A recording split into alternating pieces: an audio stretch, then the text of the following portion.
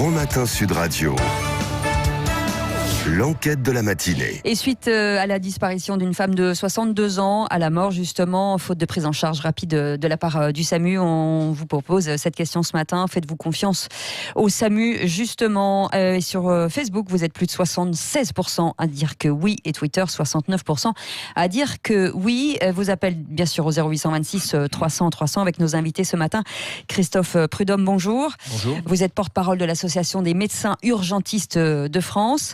Et Jean-Paul Hamon, bonjour. Bonjour. Vous êtes président de la FMF, la Fédération des médecins de France. On vous attend au standard 0826 300 300. Oui, vous pouvez nous appeler, hein, évidemment, vous avez la parole pour poser vos questions, réagir, poser toutes ces interpellations à nos invités. Il y a par exemple Catherine qui dit on appelle le SAMU aussi pour n'importe quoi, parfois une grippe. Alors je ne sais pas si ça va jusque-là, un peu comme quand on va aux urgences pour des petits bobos et que l'on vient engorger aussi les services. Enfin, il y a beaucoup, alors qu'il y en a d'autres qui disent quand même le concept du SAMU est plutôt rassurant normalement en fait à la base. Donc si maintenant il y a des problèmes comme ce qui s'est passé dans l'est de la France, c'était arrivé également au mois d'août, il y avait eu un problème comme ça, on n'aura plus confiance. Qu'est-ce que vous en pensez, Jean-Paul Hamon, avant Christophe Prudhomme? Je pense que c'est un concept qui a été très utile quand ça a été créé. Ouais. Je vous rappelle que c'était pour les accidents de la route, etc. C'était des équipes mobiles qui prenaient en charge les blessés graves, et ça a fait progresser effectivement la prise en charge. Maintenant, je pense sincèrement qu'il faudrait qu'on évolue à la fois dans l'appel au 15 et instaurer un numéro pour les soins, ce qu'on appelle nous les soins non programmés, naturellement en collaboration avec le 15, mais que les patients dans ce moment de désertification qu'on connaît, si vous n'avez pas accès à votre médecin traitant, vous composez le 116 117 si vous pensez que vous avez une consultation qui ne peut pas attendre mais qui n'est pas une véritable urgence, et puis à ce moment-là le 116 117 vous redirige vers un médecin qui est libre. Ça c'est facile à faire. Ça désencombrerait les véritables urgences, c'est-à-dire qu'il y aurait toujours un numéro unique, le 15, que vous faites pour appeler aux urgences, et le 116 117, si on se rend compte que c'est vraiment un appel urgent, on bascule immédiatement sur le 15. Oui. Donc il y a ça d'une part, et puis d'autre part, moi, ça fait quelques années que je demande qu'on supprime les SMUR dans les grandes agglomérations où on est à moins de 20 minutes. Les SMUR, c'est un peu la même chose. Les SMUR, c'est les camions qui se déplacent avec les médecins, etc. Et tout le matériel qu'il faut. Dans les grandes agglomérations où on est à moins de 20 minutes d'un vrai service d'urgence et qu'on remplace ça par des paramédics comme dans les autres pays européens, et vous êtes pris en charge immédiatement dans les 20 minutes. Donc, si vous voulez, vous avez des paramédics qui sont prépositionnés et qui vous emmènent rapidement vers un vrai service d'urgence. Ça permettrait, dans cette période de pénurie, de répartir des SMUR là où on en a vraiment besoin, et notamment dans le cas de Besançon, où il y a des SMUR qui ont été supprimés. Je pense qu'il faut faire une réorganisation des soins et faire en sorte d'éduquer la population au bon usage de l'hôpital, au bon usage des urgences, et ça commence par une vraie régulation. Oui. Christophe Prudhomme? Mais je rebondis sur ce que vous dites, puisqu'il y a Marie-Rose qui dit oui, je fais confiance au personnel du SAMU, mais pas à la structure. Le regroupement des sites a augmenté la prise en charge par personne. Merci la réforme de la santé. Il faudra combien de morts pour revenir à une prise en charge humanitaire et arrêter le taylorisme? Oui. Christophe Prudhomme? Ah oui, là, il y a un vrai problème d'organisation. Vous savez que sous la pression financière, cette région est assez emblématique. On avait dit qu'il y aurait des morts. Regrouper, fermer les SAMU départementaux et regrouper pour 4 départements l'ensemble des appels sur une grande plateforme régionale à Besançon, c'est une hérésie.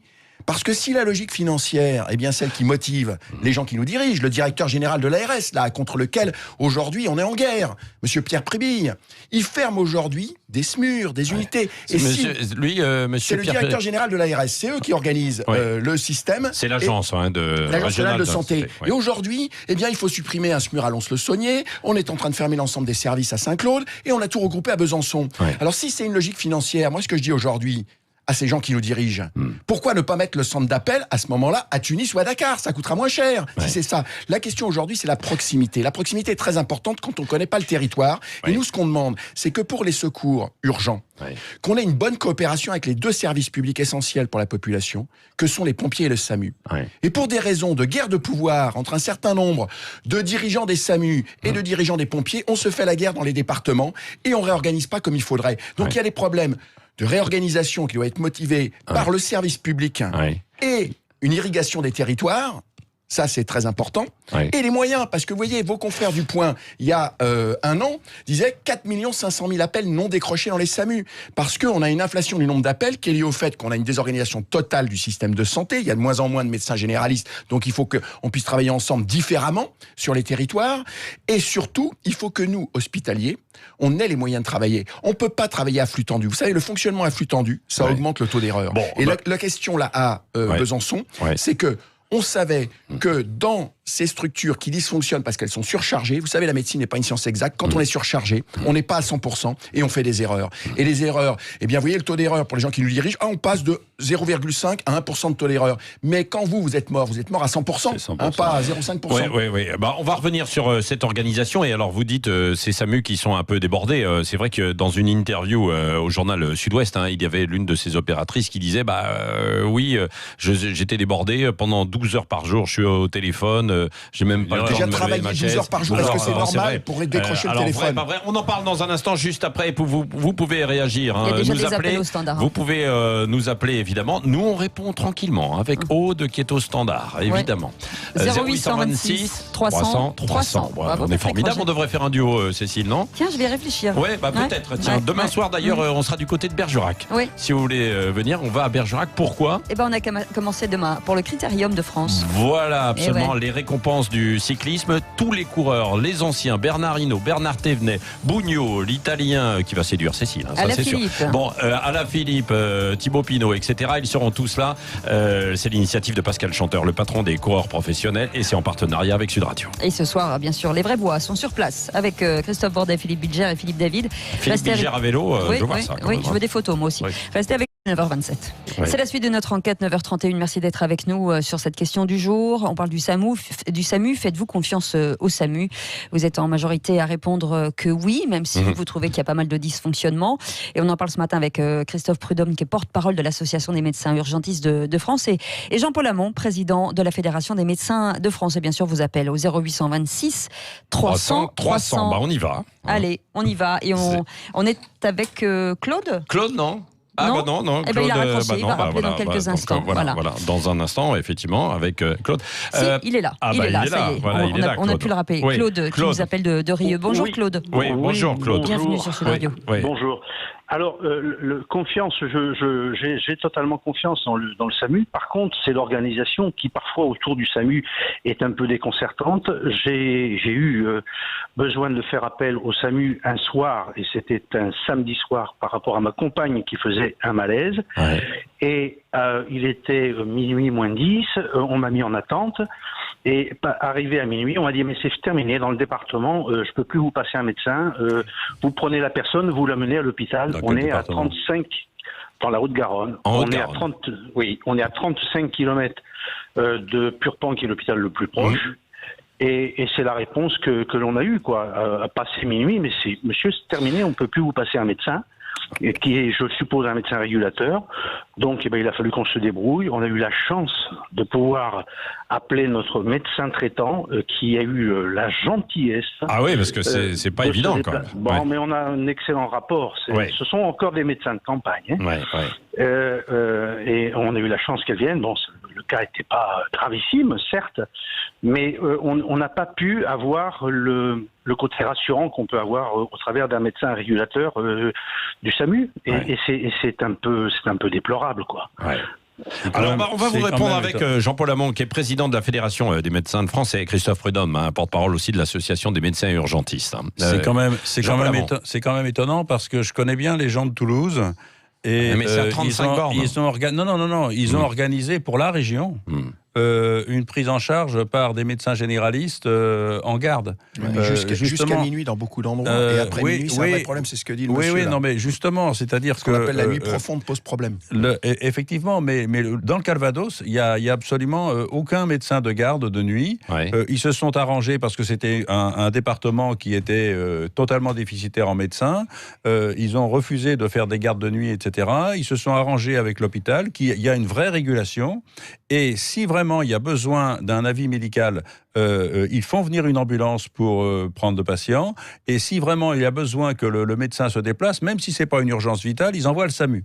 Donc il y a une vraie collaboration dans le Calvados entre l'hôpital et la ville, moyennant quoi les médecins tiennent la route de 8h le matin à 8h le soir, et le reste du temps, c'est l'hôpital et la régulation. Moyennant quoi, il y a 14 appels par département régulés qui nécessitent un avis médical. Donc sur l'ensemble d'un département, si on collabore avec la ville et l'hôpital, ça marche très bien. Et dans le Calvados, il n'y a pas eu davantage de morts et ça existe depuis 2002. Ouais. Donc, une meilleure connaissance des patients, des services d'urgence, une régulation, une collaboration ville-hôpital, c'est la démonstration qu'on peut maintenir des médecins sur le territoire et prendre en charge correctement les patients. Non mais ça c'est vrai, mais sauf que ça c'est vrai sur le papier. Le problème c'est qu'il y a autant de situations que de territoires que de départements. C'est-à-dire que c'est un joyeux bordel, l'État ne joue pas son rôle. Il y a un principe constitutionnel quand même, c'est que tout citoyen doit bénéficier du même service public, quel que soit son lieu de résidence sur le territoire. Quand je dis service public, les médecins généralistes assurent le service public. Donc, il y a un problème. C'est-à-dire qu'on compte et sur pas forcément à la campagne. Voilà. Et oui, parce que, vous savez, en Seine-Saint-Denis, c'est un désert médical. Bien sûr.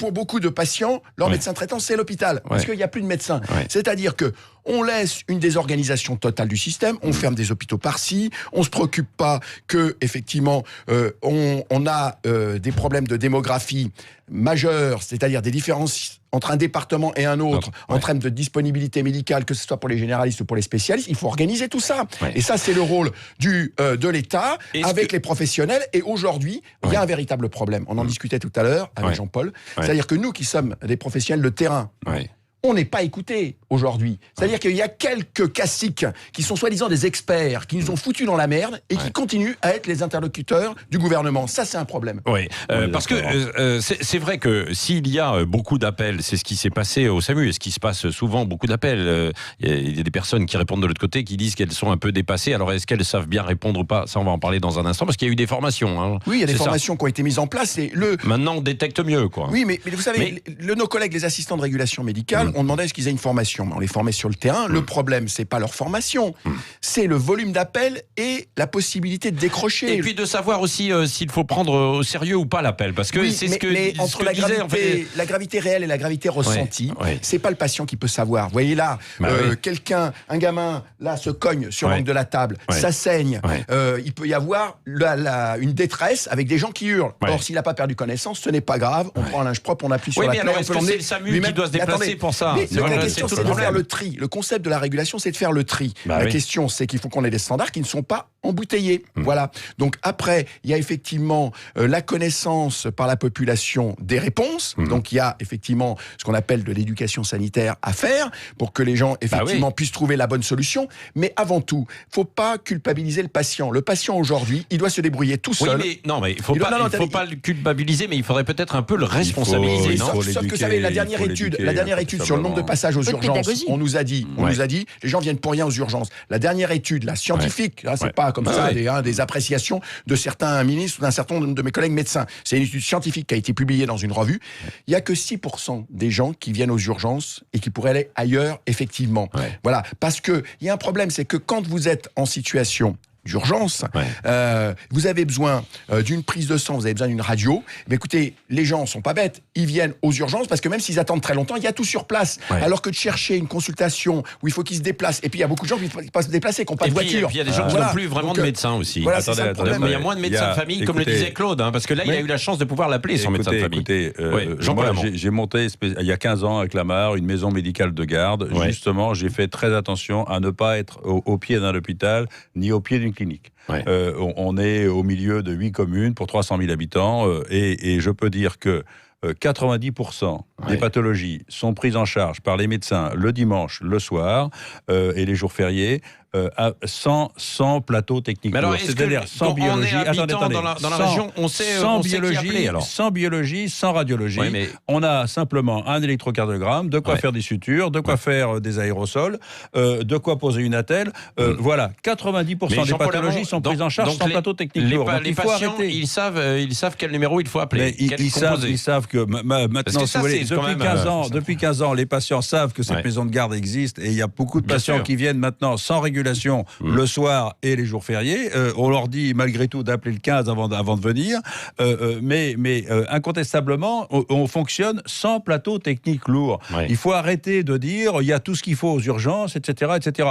Et il y a même un député qui veut monter des unités légères avec radiologie, biologie, plus des médecins autour. Donc c'est-à-dire rajouter une couche au millefeuille. Ouais. Non, il faut le vrai problème, c'est la désertification médicale galopante et rien n'est fait pour ça. Ouais. Et c'est pas les communautés professionnelles territoriales de santé où c'est la victoire de l'administration qui vont régler ça. Voyez, on est d'accord, hospitalier et libéral, on est d'accord pour dire que la réforme qui doit soi-disant tout régler, proposée par Mme Buzyn et votée par les députés de la majorité, ne réglera pas les problèmes. Ouais. Donc si cette réforme ne règle pas les problèmes, qu'elle nous réunisse, la ministre, et qu'on puisse réellement discuter. Mais qu'on écoute. Voilà, c'est ça le problème aujourd'hui.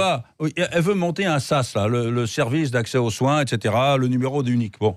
Le numéro d'appel unique, il va faire à la fois les urgences, à la fois les soins non programmés, et j'ai même entendu l'autre jour les prises de rendez-vous en ligne. Et la police. Et là, ouais, c'est ça. Donc, si vous voulez, faut arrêter. Alors que l'ensemble des syndicats de médecins libéraux ont dit maintenez le 15, les véritables urgences, faites un 116-117 pour les soins non programmés en journée, et on s'organisera, même dans ce contexte de désertification. Et la réponse est non, on va vous faire un numéro unique. Ah, c'est la pseudo-concertation, c'est dans la droite ligne de ce qu'on a connu sous Marisol Touraine.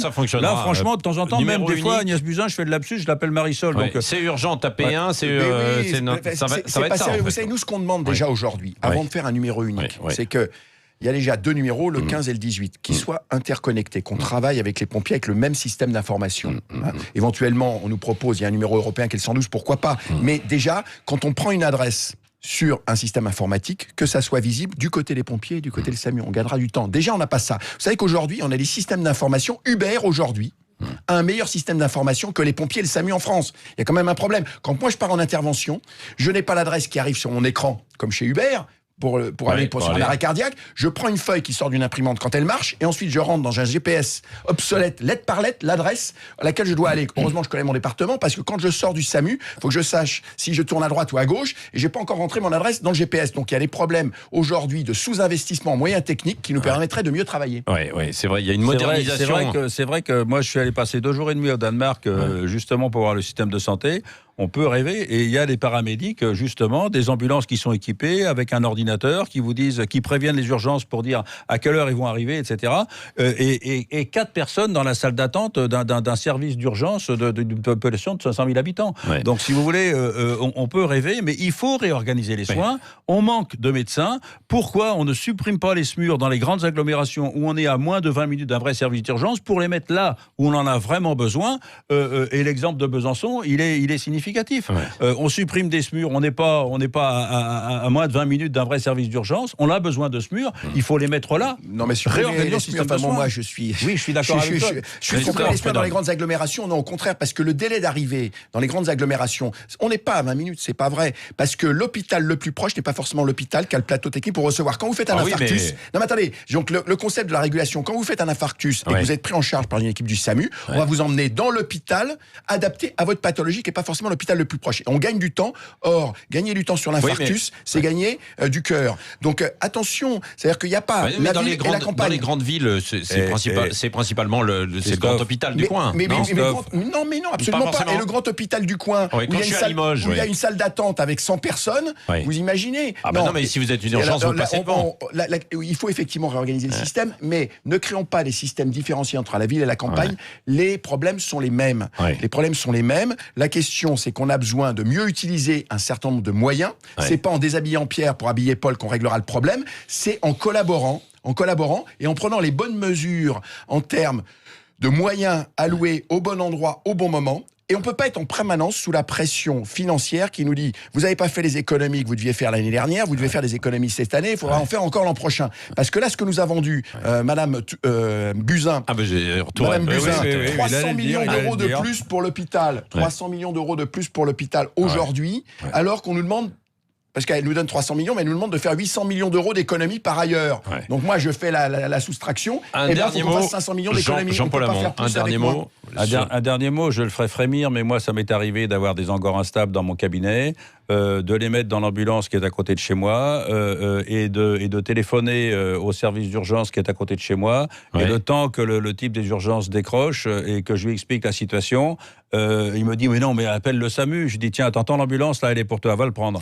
Et quand on a une ambulance, on a vu que le délai d'arrivée d'une ambulance c'est 45 minutes. Non, mais là, les ambulances qu'on a, ce sont les ambulances privées qui mettent un certain temps pour arriver. Si t'as le gars à côté de chez toi, je peux te dire, si tu prépositionnes. Si tu prépositionnes, mais oui, mais si tu prépositionnes des paramédics comme au Danemark, le type il est vraiment prépositionné, il te prend le type, il te l'emmène et t'as 20 minutes, tandis que là souvent, alors moi j'ai du pot, j'ai le SMUR pédiatrique à Clamart et j'ai Percy pas loin. Et il n'y a plus de cardiologie dans ton hôpital à Clamart. Voilà. Parce qu'on a fermé le service. Oui, mais il y en a à Percy. Donc et puis il y a Plessis-Robinson qui est pas loin. Donc si tu veux, je me débrouille. Oui, mais parce que non, mais c'est du bricolage. Non, mais oui, puis vous avez de la chance d'avoir du maillage. Mais les Français ont de la chance d'avoir des médecins qui bricolent, qui continuent de bricoler et qu'on n'écoute pas. C'est vraiment invraisemblable d'avoir des médecins de terrain et il faut que ce soit un député qui a été 3 ans urgentiste à Angoulême qui est en train de faire la loi et un autre qui est qui devrait être à la retraite. Oui, voilà. Merci. Donc le conseil, si jamais il y a un malaise le week-end, on appelle.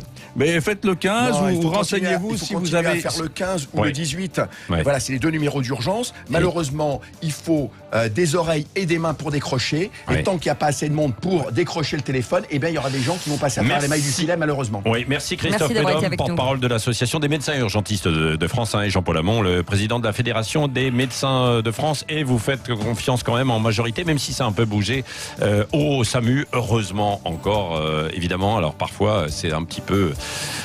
c'est compliqué. C'est vrai pour répondre quand il y a beaucoup d'appels, quoi.